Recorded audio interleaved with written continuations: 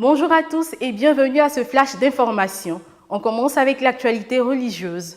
Le pape François a reçu ce 22 mai au Vatican les pieux disciples du divin Maître.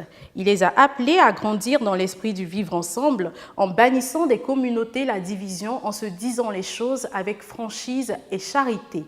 Notons que ces religieuses ont notamment pour mission le service de la liturgie et le soin des prêtres qui vivent dans des situations de maladie, de pauvreté ou de vieillesse.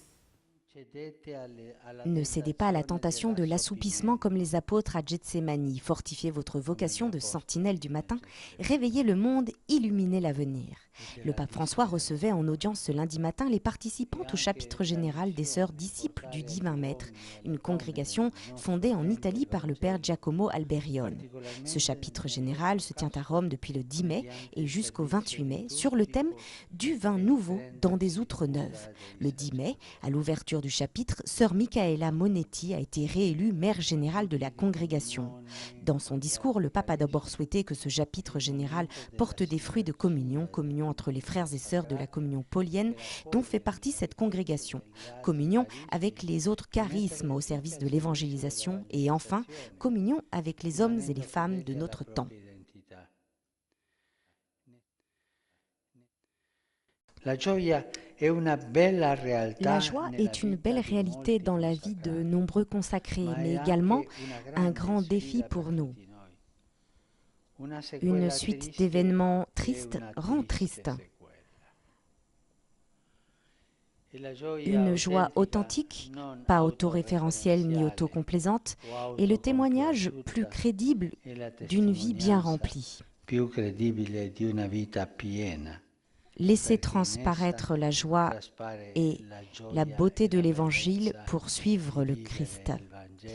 Cette joie éloigne de nous le cancer de la résignation, fruit de la paresse qui dessèche l'âme. Frutto dell'acidia che inaridisce l'anima. Lors de la messe matinale du 22 mai 2017, le pape François a assuré que l'Esprit Saint est le compagnon de route de tout chrétien et de l'Église. L'Esprit Saint ne peut donc entrer dans un cœur fermé. Commentant l'Évangile, où Jésus promet à ses apôtres l'Esprit de vérité, le pape a expliqué que l'Esprit Saint nous donne de la sécurité en Jésus. Toujours au chapitre religion, Monseigneur Jean Zerbo, l'archevêque de Bamako au Mali, sera nommé cardinal par le pape François le 28 juin 2017. Son nom a été annoncé avec 4 autres par le pape le 21 mai lors de la prière du Regina Coeli. La nouvelle a été très bien reçue dans le pays par l'ensemble de la population et par le président Ibrahim Boubacar Keïta qui a exprimé sa gratitude au pape. Pour rappel, le 27 juin 1998, Monseigneur Jean Zerbo a été nommé par Jean-Paul II, archevêque de Bamako. Il a joué un rôle actif dans les négociations de paix au Mali. Au chapitre politique, le président Paul Kagame a annoncé qu'il sera candidat à sa propre succession en août 2017. En attendant, l'heure est au bilan de ses 17 ans de pouvoir. Reportage.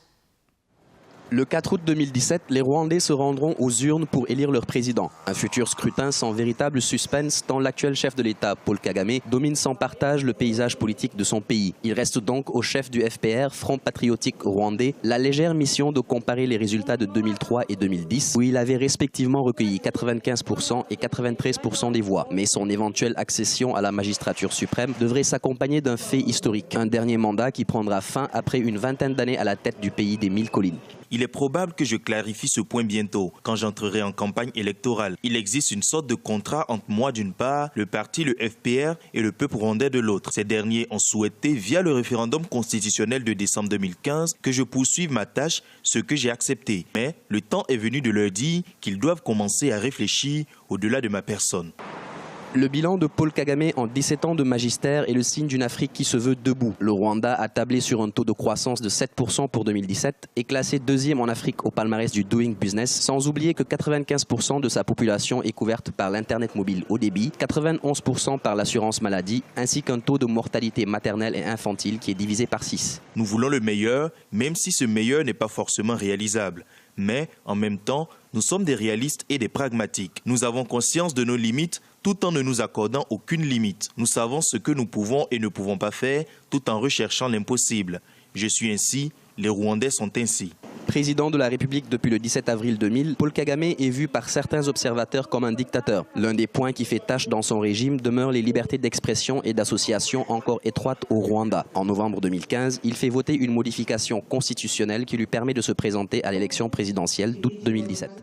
Nous partons en Afrique du Sud où Cyril Ramaphosa a durci ses critiques contre le président Jacob Zuma en regrettant que son pays soit menacé de devenir un État mafia. Le vice-président sud-africain a également plaidé pour une enquête sur les affaires de corruption au sommet de l'État. Les explications dans l'élément qui suit. Le vice-président sud-africain plaide une nouvelle fois pour une enquête sur les affaires de corruption au sommet de l'État. Cyril Ramaphosa a durci ses propos à l'encontre du président Jacob Zuma ce dimanche 21 mai. Ça fait quelques mois qu'il multiplie les sorties médiatiques contre le président sud-africain, notamment mis en cause dans d'importantes affaires de corruption. Si l'ANC veut conserver sa domination dans la société, il est absolument impératif d'agir vite et fort pour faire en sorte que nous ne devenions jamais un État mafia. Parce que si nous devenons un État mafia, alors tout va déraper. Le limogeage de Pravin Gordhan, l'ancien ministre des Finances, a entraîné la dégradation de l'Afrique du Sud par 2 agences de notation financière. Sur le plan social, les manifestations se multiplient au fil des semaines dans le pays pour exiger la démission du président Jacob Zuma. Regardez les mouvements syndicalistes, le COSATU. Tous dénoncent le leadership de l'ANC à cause des mauvaises décisions que le parti prend. Ce que cela signifie, c'est que l'ANC est de moins en moins crédible. Celui qui est l'un des principaux candidats à la succession de Jacob Zuma à la tête du Congrès national africain en vue des élections générales de 2019 craint que les récents scandales auxquels le parti au pouvoir a été mêlé amenuisent ses chances de rester à la tête du pays en 2019. Au Zimbabwe, il y a la crise au sein du parti de Robert Mugabe. Dimanche, il y a eu une altercation entre les jeunes et les vétérans de guerre au siège provincial. La ZANU-PF, le parti au pouvoir, est miné depuis quelques jours par des profondes divisions sur la possible succession de Robert Mugabe à la tête du parti. Reportage. La ZANU-PF, le parti de Robert Mugabe, secoué par des rivalités internes. Dimanche, ses membres se sont affrontés au siège provincial du parti à Bulawayo. Un ancien responsable de la jeunesse de cette formation politique a été agressé par des vétérans de guerre alors qu'un autre partisan a été poignardé à la tête et au visage.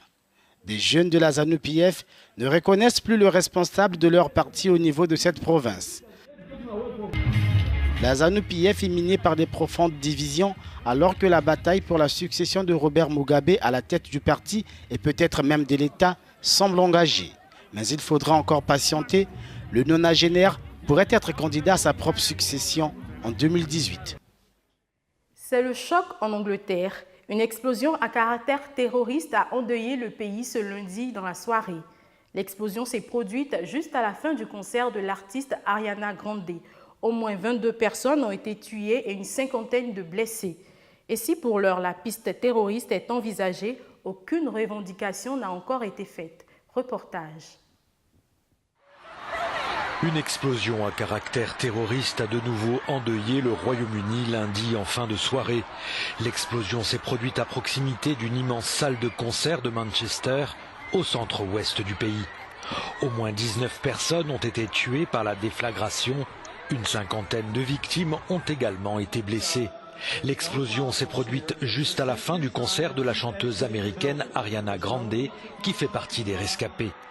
L'engin explosif aurait été mis à feu dans un foyer attenant à la salle de concert et à proximité d'une gare ferroviaire qui a été immédiatement fermée.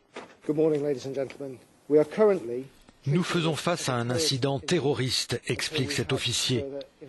Nous travaillons de concert avec le réseau national de la police antiterroriste ainsi qu'avec nos partenaires des agences de renseignement. C'est clairement un moment très préoccupant pour nous et nous faisons tout ce que nous pouvons avec les agences locales et nationales pour soutenir tous ceux qui ont été touchés.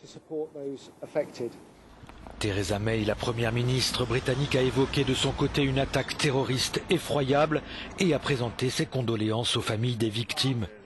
La plupart des blessés ont été rapidement pris en charge par les hôpitaux de la région. On termine avec la Corée du Sud où l'ex-présidente Park Geun-hye comparaît ce matin à Séoul, la mine sombre et sans maquillage à l'ouverture de son procès. Park Geun-hye est emmêlée dans une affaire de corruption impliquant une amie proche et l'héritier du groupe Samsung. Cette même affaire a précipité la destitution de la présidente sud-coréenne. C'est le visage sombre, escorté par plusieurs gardiens qu'elle est entrée dans le tribunal. Park Geun-hye s'apprête à affronter un procès qui pourrait durer des mois, car elle est poursuivie pour corruption. Tout commence à l'été 2016.